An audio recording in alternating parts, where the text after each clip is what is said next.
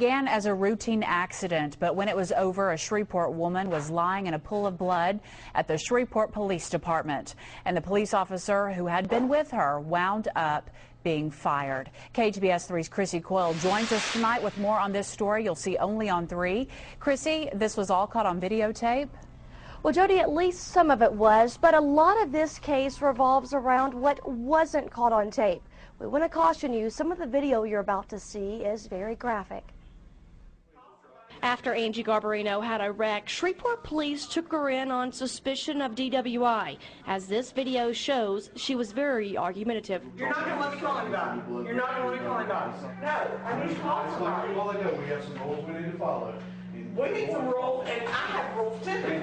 Officer Wiley Willis was required to read her rights, but Garbarino was insistent on making a phone call. You've got to let me call somebody. No, I'm calling you. You can't not let me call anybody. You can. Put your hand behind the back. Are you serious? Oh my God, you know. The rules you have to follow. At this point, the officer did not take her to jail, and things got worse. I have a right to call somebody right now and know that. Is this on the record? Yes, ma'am. It's good. Stop pulling away from me. No, I'm pulling away from you. Don't you touch me again. Don't you touch me again. Garbarino later got up to leave. Get away from me! Get away from me! Get away from me! Ow! God, I'm going to call up. Seconds later, You understand, ma'am? Yeah, I understand. the officer stops the tape. It's not known what happened while the tape was off, but when it comes back on, Garbarino is lying on the floor in a pool of blood. Lie down. Lie down. Don't move. Another officer comes in to look at Garbarino, then walks out. Garbarino's lawyer says she suffered a broken nose, a severe cut on the forehead, 2 broken teeth, and bruises on her arms and shoulder.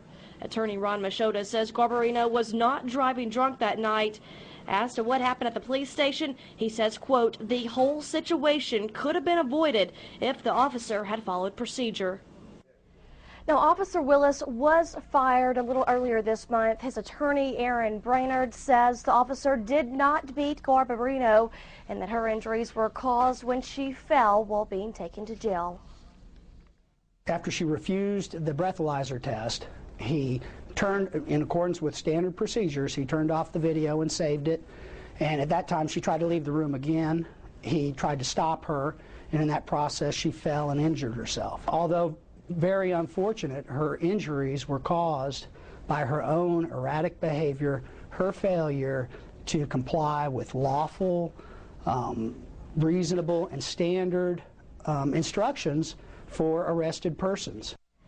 Now, Brainerd says Willis turned the camera back on to document her injuries. Police administrators decided not to file charges against the officer, saying no one knows for sure what happened. Police Chief Henry Whitehorn issued a statement saying it was something that needed to be handled internally. Jody says there was not enough evidence to pursue criminal charges.